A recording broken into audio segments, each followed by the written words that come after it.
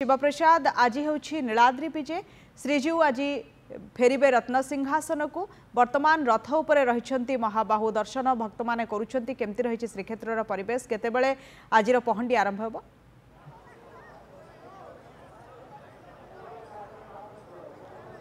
निश्चित भाव देखु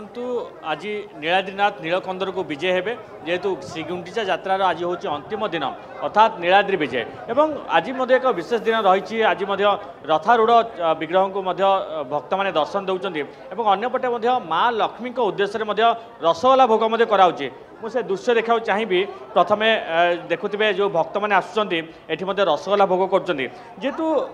ये जो रही कारण जिते महाप्रभु नवदिनात्मक यात्रा करते भाई भौणी की सांगे धरी जाते यात्रा करने से माँ लक्ष्मी को सांग नहीं नथिले महालक्ष्मी अभिमान कर महाप्रभु पर केतले भाई भौणी की सांग नहीं अवस्था कहीं नेले बोली महालक्ष्मी अभिमान कर से उद्देश्य जेहेतु आज रसगोला भोग करा लक्ष्मी माँ उद्देश्य आज दिन एक महत्वपूर्ण दिन गुरुत्वपूर्ण दिन और आज दिन रसगोला दिवस भाव पालन कराए आम ए विषय सविशेष आलोचना आम सहित पूजापना सामंत अच्छा सविशेष आलोचना आज्ञा आज एक गुरुत्वपूर्ण दिन रथ उपर रथारूढ़ विग्रह को दर्शन कर आज गुंडीचा यात्रा शेष दिन और अंपटे आज रसगोला भोग अंपटे आज बचनिका हम माँ लक्ष्मी चाहाणी मंडप में चाहिए कालिया सात को ये जो रही तमाम नीतिकांति किपर देखुं अति खुशी दिन आनंद दिन आज ठाकुर विश्व प्रसिद्ध रथयात्रा शेष दिवस आज महाप्रभु नीलाद्री विजय हे नीलाद्री मंडप को विजय करेंगे महाप्रभु से लक्ष्मी अभिमानी रागिकी अच्छा लक्ष्मी भितर जय विजय द्वार बंद हम द्वार बंद होगापर महाप्रभु गले द्वार बंद हम बचनिका हम बचनिका सरला लक्ष्मी नारायण रसगोला भोग होकर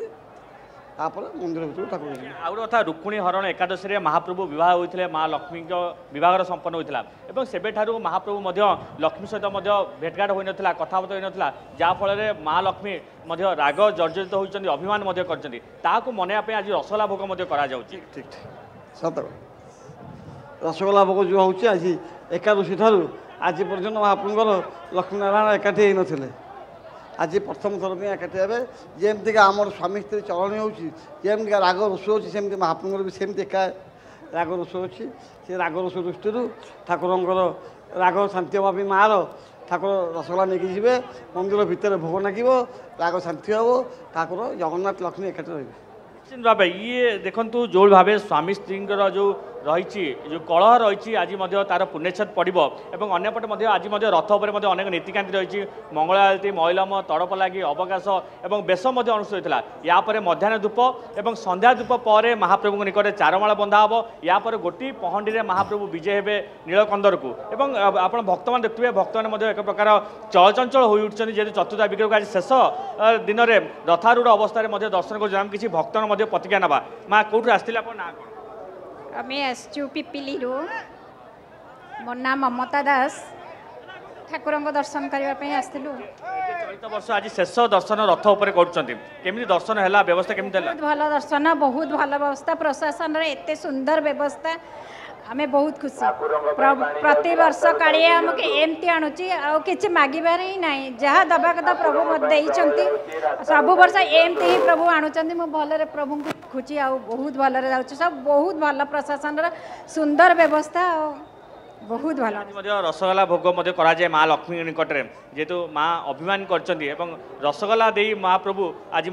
से राग को शांत कराइबे आपण आज भोग कर हाँ हाँ रसगोला भोग कर सारी आम ठाकुराणी को आ प्रभु रसगोला दे माँ को शांति रही आज जीवे भितर को माँ एत दिन धरी रही हेरा पंचमी दिन माँ जाकि रथ काठ भांगिकी प्रभु को पुणी जाणी आसी एत दिन प्रभु छाड़ी जाइछंदी माँ को आज आसवे जिते माँ तांकर तो अभिमान तो निश्चय अच्छी एत दिन भौणी की धरिकी जाइए बाहर को आज आसी मंदिर को विजय करेंगे बहुत सुंदर एत सब प्रभुंर एत सुंदर लीला लीला बोध हुए कौटी नथिबा विश्व एत सुंदर लीला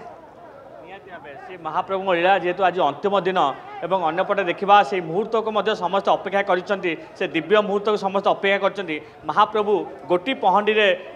भीतर को विराजमान हे से समय जे चाहाणी मंडप में लक्ष्मी साहंती आसवे चाहिए जिते कालिया साहंती जो झुली झुली जाऊे से समय सिंहद्वार कबाट पड़ो से बचनिका बचनिका पर माँ लक्ष्मी द्वार फिटाइबे और भितर रसगोला महाप्रभु और लक्ष्मी साहंती खुआइबे निहत ये जो रही दृश्य आज दृश्य देखापी भक्तों से व्याकुल बढ़ुची से मुहूर्त को समस्त अपेक्षा कर आज रथारूढ़ अवस्था रथारूढ़ होता विग्रह को प्रतिशरू भक्तों सुओ छुटुची भक्त मैंने दर्शन करुँच नीतिकांति सहल चलती आम कह संध्या धूप पर महाप्रभुंर ये गोटी पहंडी विराजमान हे प्रथम बड़ ठाकुर और माँ सुभद्रा और शेष में कालिया साहंती विजय हे निहत भाव ये देखुए तमाम दृश्य मुझे देखा चाहूँगी ये भक्तों दृश्य टी देखुए समागम एवं भक्तमय परिवेश सृष्टि होती ये बड़दाण्डे जेहेतु आज चलित वर्ष शेष दर्शन कर चतुर्था विग्रह को रथारूढ़ अवस्था शेष दर्शन कर नीतिकांति जेहेतु सकाले अनेक नीतिकांति बढ़ी जेहेतु रसगोला भोग आज अर्पण कर समस्ते भक्त मैंने आसुँच माँ लक्ष्मी उद्देश्य से रसगोला भोग अर्पण कर आज एक विशेष दिन विशेष मुहूर्त आज रसगोला दिवस विवेचना कराए अनेक भक्त मैंने आसुँच एवं यही रसगोला भोग करुँच अंपटे देखुए जो भक्त माने एक चतुर्पार्श्वे एक भक्तमय एवं जेहेतु ये एक विशेष दिन से मुहूर्त को समस्ते अपेक्षा कर दिव्य मुहूर्त को आम आउ कि भक्तों प्रतिक्रिया नहीं जावा आज्ञा आपड़ आज महाप्रभु दर्शन कले आज एक विशेष दिन रसगोला भोग एपटे माँ लक्ष्मी की शांति करेंगे रसगोला खुआई या किपर देखुं आज्ञा